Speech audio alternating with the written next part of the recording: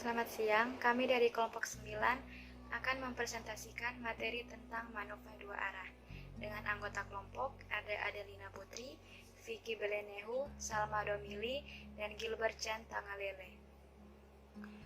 Pengertian manova. Manova adalah perluasan multivariat dari analisis ANOVA. MANOVA merupakan metode statistik untuk mengeksplorasi hubungan di antara beberapa variabel independen yang berjenis kategorikal, bisa data nominal atau ordinal, dengan beberapa variabel dependen atau yang berjenis metrik, bisa data interval atau rasio. Tujuan MANOVA. MANOVA yaitu untuk mengetahui apakah ada perbedaan yang nyata pada variabel-variabel dependen antar anggota sebuah grup atau variabel independen. Persyaratan dalam analisis MANOVA. Ada beberapa asumsi yang harus dipenuhi sebelum melakukan uji MANOVA. Yang pertama yaitu independensi antar perlakuan, di mana hal yang harus dihindari adalah terjadinya suatu pelanggaran, yaitu tidak adanya kebebasan antar pengamatan atau independensi antar pengamatan dan perlakuan. Yang kedua, sebaran normalitas data. Tujuan dari uji normalitas adalah untuk mengetahui apakah distribusi satu unit data mengikuti atau mendekati distribusi normal. Data yang baik adalah data yang mempunyai pola seperti distribusi normal. Yang ketiga, homogenitas matriks varians kovarian, yaitu kesamaan matriks varians kovarians antar grup variabel dependen sehingga dapat dikatakan ada homoskedastisitas data. Namun, jika matriks kovarians antar grup variabel tidak sama, dapat dikatakan bahwa terjadi heteroskedastisitas. Dengan bantuan program SPSS, uji homogenitas matriks varians kovarians dapat dilakukan dengan uji Box-M. Model MANOVA dua arah. MANOVA dua arah yaitu melibatkan dua variabel independen. Konsekuensi menerapkan MANOVA dua arah adalah jumlah hipotesis jauh lebih banyak. MANOVA dua arah ini sering disebut dengan MANOVA multifaktor, seperti halnya analisis seragam peubah ganda satu arah. Analisis peubah ganda dua arah juga merupakan pengembangan lebih lanjut dari analisis seragam satu peubah dua arah, atau two-way ANOVA. Dengan rumus YIJK sama dengan mu K tambah tau IK tambah beta JK tambah epsilon IJK. Dengan I sama dengan 1, 2, 3, 4 sampai seterusnya dinamakan A, J 1, 2, 3 sampai seterusnya dinamakan B, dan K 1, 2, 3 sampai seterusnya dinamakan N. YIJK yaitu nilai pengamat atau respon tunggal dari ulangan ke J yang memperoleh perlakuan ke IJK. Sedangkan untuk mu K yaitu pengaruh dari perlakuan ke I terhadap respon ke K. Tau IJK yaitu nilai rata atau min dari kelompok ke J terhadap respon ke K. Beta JK merupakan kelompok ke J terhadap respon ke K. Epsilon IJK yaitu pengaruh galat yang timbul pada respon ke K dari kelompok ke J dan memperoleh perlakuan ke I. Uji signifikasi multivariat MANOVA. Pada analisis variansi multivariat, ada beberapa statistik uji yang dapat digunakan untuk membuat keputusan, yaitu Pillay-Stretch. Statistik uji ini paling cocok digunakan jika asumsi homogenitas matriks varians kovarians tidak dipenuhi, ukuran-ukuran sampel kecil, dan hasil-hasil dari pengujian bertentangan satu sama lain, yaitu jika ada beberapa vektor rata-rata yang berada sedang, yang lain tidak. Dalam uji ini mengasumsikan jika semakin tinggi nilai statistik Pillay-Stretch, maka pengaruh terhadap model semakin besar. Yang kedua, Wilks Lambda. Statistik uji ini digunakan jika terdapat dua atau lebih kelompok variabel independen dan asumsi homogenitas matriks varians kovarians dipenuhi. Semakin rendah nilai statistik Wilks Lambda, pengaruh terhadap model semakin besar. Yang ketiga, Hotelling-Stretch. Statistik uji ini cocok digunakan jika hanya terdapat dua kelompok variabel independen. Semakin tinggi nilai statistik Hotelling-Stretch, pengaruh terhadap model semakin besar. Yang keempat, Royce-Legers Root. Statistika uji ini hanya digunakan jika asumsi homogenitas varians kovarians dipenuhi. Semakin tinggi nilai statistik Royce-Legers Root, pengaruh terhadap model semakin besar. Langkah-langkah uji MANOVA dua arah atau jalur. Hipotesis yang diuji dalam analisis MANOVA dua arah adalah H0 untuk setiap tau K sama dengan 0. Tidak terdapat pengaruh perlakuan terhadap respon yang diamati. H1 untuk setiap tau K tidak sama dengan 0. Paling sedikit terdapat pengaruh terhadap respon yang diamati. Menentukan taraf signifikasi. Pada contoh penerapan pengujian MANOVA dua jalur, ini dapat dipilih taraf signifikasi alfa sebesar 5% atau 0,05. Statistika uji. Yang pertama, menggunakan statistika uji Wilks Lambda sebagai berikut. Menggunakan software SPSS. Selanjutnya akan dijelaskan oleh teman saya. Statistik uji. Menggunakan statistik uji Wilks Lambda sebagai berikut. Pertama, lambda sama dengan mutlak EYX per mutlak EYX tambah HYX dipangkatkan T. Yang kedua, lambda sama dengan mutlak EYY dikurang EYX dikali EXX pangkat min 1 dikali EXY per mutlak EYY tambah HYY kurang EYX tambah HYX dikali EXX tambah HXX dipangkat min 1 kali EXY tambah HXY dipangkatkan T. Pada MANOVA dua jalur secara lebih spesifik dapat dituliskan lambda A sama dengan mutlak E per mutlak E tambah HA dengan lambda P, A kurang 1, A kali B kali N kurang 1.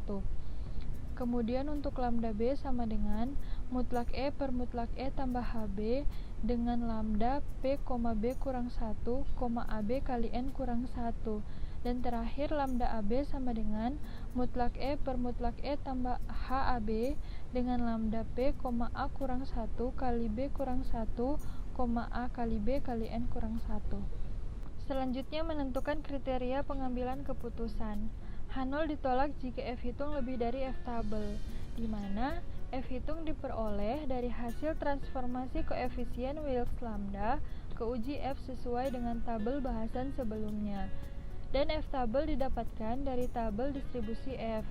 Sedangkan perhitungan software SPSS, H0 ditolak apabila signifikan kurang dari alfa pada output SPSS. Selanjutnya perhitungan. Untuk perhitungan dapat dilakukan dengan dua cara. Yang pertama, perhitungan manual dengan menggunakan statistik uji Wilks lambda yang ditransformasikan ke uji F sesuai dengan tabel. Yang kedua, perhitungan dengan bantuan SPSS dengan menggunakan General Linear Model Multivariate.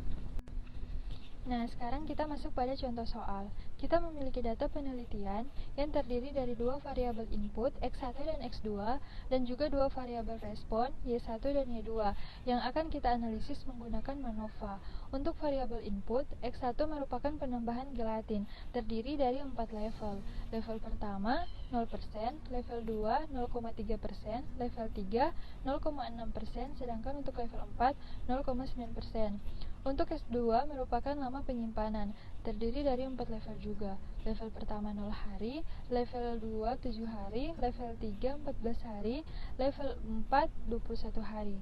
Nah, untuk variabel respon kita memiliki Y1 yang merupakan kadar protein dalam yogurt, sedangkan untuk Y2 merupakan kadar lemak dalam yogurt. Nah, berikut data yang akan digunakan dalam analisis MANOVA. Terdiri dari X1, X2, Y1, Y2. Datanya terdiri dari 48. Sebelum melakukan analisis MANOVA, terlebih dahulu ada asumsi-asumsi yang harus dipenuhi. Di antaranya adalah data berdistribusi multivariat normal dan varian data adalah homogen. Sekarang kita masuk pada asumsi-asumsi. Pertama, pengujian distribusi multivariat normal. Variabel yang diuji hanyalah variabel respon, yaitu Y1 dan Y2. Sekarang kita masuk pada hipotesis. Untuk H0, data berdistribusi multivariat normal. H1, data tidak berdistribusi multivariat normal. Nah, di sini terdapat tabel output MATLAB test multivariat normal dengan Royston. Bisa dilihat dalam tabel, number of variable ada 2 karena hanya Y1 dan Y2.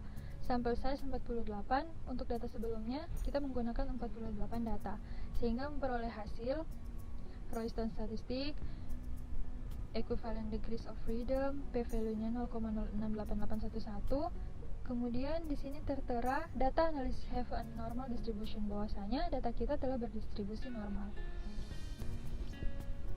Untuk keputusan, terima H0 karena p-value-nya yang didapat merupakan 0,0688. Jika menggunakan alfa 0,05, maka akan gagal tolak H0. Sehingga kesimpulannya, jadi data yang digunakan sudah memenuhi distribusi multivariat normal. Oke, kemudian menguji homogenitas matriks varians covariance. Hipotesis H0 matriks varians covariance adalah homogen, H1 matriks varian covarian tidak homogen. Perhitungan, kita menggunakan software SPSS dengan uji box M. Selanjutnya masukkan semua data ke dalam SPSS, pilih menu Analyze, kemudian General Linear Model, lalu Multivariate. Kemudian masukkan variabel dependent dan juga faktornya ke dalam kolom yang disediakan untuk masing-masing. Lalu klik model di bagian kanan atas. Pilih tipe yang diinginkan pada sum of square. Di sini kami memilih tipe 3 karena ingin mengetahui interaksi antara X1 dan X2. Lalu klik continue. Kemudian pilih post hoc multiple comparison, centang Benferoni dan Tukey. Post hoc multiple comparison ini berguna untuk uji perbandingan berganda. Setelah itu klik continue. Lalu pilih option sehingga muncul seperti berikut. Kemudian centang homogeneity test. Ini berguna untuk uji homogenitas. Setelah itu klik OK pada menu utama, sehingga akan muncul output berikut, seperti pada tabel 2 output SPSS box test. Dari tabel tersebut, kriteria keputusannya, jika angka signifikan lebih dari 5% atau 0,05, maka H0 diterima. Jika angka signifikan lebih kurang dari 0,05, maka H0 ditolak. Jadi keputusannya berdasarkan tabel tersebut, H0 diterima karena signifikan yang didapat yaitu 0,785. Jika menggunakan alfa 0,05, maka akan gagal tolak H0 atau p-value lebih dari alfa sehingga matriks varians covariance pada data sudah homogen. Uji MANOVA dua arah. Terdapat 3 hipotesis pada uji ini, yakni yang pertama, hipotesis yang digunakan untuk pengujian pengaruh faktor penambahan gelatin terhadap kadar protein dan lemak pada yogurt adalah sebagai berikut. H0, di mana untuk setiap tau I sama dengan 0 atau tidak terdapat pengaruh perlakuan terhadap respon yang diamati. H1, di mana untuk setiap tau I tidak sama dengan 0 atau paling sedikit terdapat pengaruh terhadap respon yang diamati. Lalu yang kedua, hipotesis yang digunakan untuk pengujian pengaruh faktor lamanya penyimpanan terhadap kadar protein dan lemak pada yogurt adalah sebagai berikut. H0, di mana untuk setiap beta I sama dengan 0 atau tidak terdapat pengaruh perlakuan terhadap respon yang diamati. H1, di mana untuk setiap beta I tidak sama dengan 0 atau paling sedikit terdapat pengaruh respon yang diamati. Yang ketiga, hipotesis yang digunakan untuk pengujian pengaruh faktor interaksi antara pemberian gelatin dan lamanya penyimpanan adalah sebagai berikut. H0, di mana untuk setiap tau beta IJ sama dengan 0 atau tidak terdapat pengaruh perlakuan terhadap respon yang diamati. H1, di mana untuk setiap tau beta IJ tidak sama dengan 0, paling sedikit terdapat pengaruh terhadap respon yang diamati. Perhitungan statistik menggunakan SPSS. Cara menguji MANOVA dua arah pada SPSS sudah ditunjukkan pada cara menunjukkan homogenitas data pada slide sebelumnya. Karena secara keseluruhan itu adalah langkah-langkah untuk menguji MANOVA juga. Berikut untuk uji MANOVA dua arah pada menu output SPSS. Berikut adalah hasil output SPSS. Kriteria keputusan. Jika angka sig lebih dari 0,05 maka H0 diterima. Jika angka sig kurang dari 0,05 maka H0 ditolak. Keputusan dan kesimpulan. Terdapat 4 uji statistik yaitu Pillay Trace, Wilks Lambda, Hotelling Trace, dan Royce Large. Berdasarkan tabel 3, diperoleh bahwa pada pengaruh penambahan gelatin X1, sig pada keempat uji statistik yang didapatkan sebesar 0,00. Nilai ini jauh lebih kecil dibandingkan dengan alfa 0,05, maka tolak H0, sehingga ada pengaruh penambahan gelatin terhadap kadar protein dan lemak pada yogurt. Berdasarkan tabel 3 juga, diperoleh bahwa sig pada keempat uji statistik untuk lamanya penyimpanan atau X2 yang didapatkan sebesar 0,00. Nilai ini jauh lebih kecil dibandingkan dengan alfa 0,05, maka tolak H0, sehingga pengaruh level dalam lamanya penyimpanan berpengaruh cukup signifikan terhadap kadar lemak dan protein pada yogurt. Selain itu, dalam pengujian pengaruh interaksi antara pemberian gelatin atau X1 dan lamanya penyimpanan atau X2 pada tabel 3, nilai sig pada keempat uji statistik sebesar 1 dan 0,965. Nilai ini jauh lebih besar dibandingkan dengan alfa 0,05, maka tolak H1, sehingga pengaruh interaksi antara pemberian gelatin dan lamanya penyimpanan tidak signifikan.